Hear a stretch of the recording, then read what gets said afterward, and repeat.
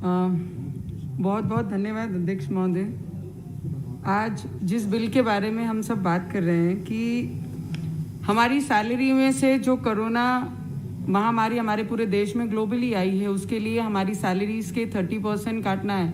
30 नहीं 40 ले लीजिए, 40 नहीं पूरे ले लीजिए, पर हम एमपीज पे अन्याय मत कीजिए, क्योंकि ये सदन में एक भी एमपी ऐसा नहीं है जिसने ये नहीं कहा है कि कोरोना महामारी के ऊपर हम ये बिल को समर्थन करते हैं, पर बीच में आने के बाद बोलते हैं एमपी लैंड फंड हमारे लिए बहुत ज़रूरी है और फिर हम इसका विरोध करते हैं। तो 100% मिनिस्ट्री ने इस पे ज़रूर बात करना चाहिए और फिर ये बिल वापस लाना चाहिए और इस पे बात करके हम जैसे नए लोगों पे तो फिर भी अन्याय मत कीजिए, क्योंकि नए क्षेत्र में से बहुत उम्मीदें लगाकर लोगों ने हम नए लोगों को चुन के लाया है।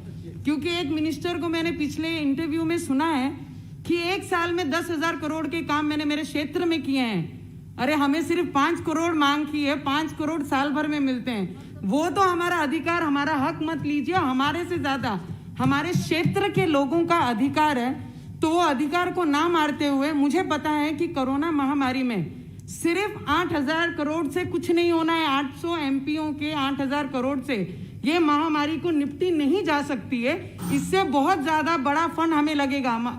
अध्यक्ष महोदय, बहुत उम्मीदें हैं हम लोगों से। हमारे क्षेत्र को जब फोन आते हैं, ये महामारी में जब एम्बुलेंस देने की बारी हमारे क्षेत्र में आई, ट्राइबल एरिया में जब एम्बुलेंस देने की बारी आई, जिस तरीके से एक सांसद महोदय ने अभी बोला है कि हमें अपना फंड देने के बाद जब कलेक्टर उसे रिजेक्ट करता है कि आपका फंड आपको नहीं दिया जाता, गवर्नमेंट की नॉर्म्स आए हुए हैं, तो हम आपका फंड अभी आपको नहीं दे सकते। मुझे बताइए, जब जरूरतमंद को हम एम्बुलेंस नहीं दे पाएंगे तो ये महामारी से अगर आप नहीं पहुंच पा रहे हमारे डिस्ट्रिक्ट में, तो हम जैसे लोगों को अपने क्षेत्र में एम्बुलेंस से लेके, ऑक्सीजन से लेके, वेंटिलेटर से लेके बात करने के लिए और काम करने के लिए और ये फंड देने की बहुत जरूरी है। आप हमारी सैलरी पूरी ले लीजिए, पर हमारा फंड और हमारे लोगों का अधिकार आप हमसे मत लीजिए। इतनी विनंती आप लोगों से करते और ये बिल को सपोर्ट करती हूँ। धन्यवाद। धन्यवाद। श्री इम्तियाज जलील।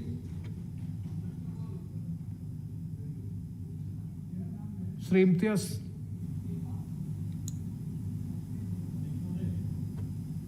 ने जब ये फैसला लिया कि 30% सैलरीज काट दी जाएगी, अगर उससे पहले एक पत्र सभी सांसदों को अगर भेजा जाता और उनसे पूछा जाता कि कितनी सैलरी काटना है, कि पैंडेमिक का पीरियड है और आपको भी कंट्रीब्यूट करना है, मैं यकीन के साथ कहता हूं, चाहे वो विरोधी पक्ष हो या सत्ताधारी पक्ष हो, सभी कहते कि हमारा 50% ले लीजिएगा या 100% ले लीजिएगा, क्योंकि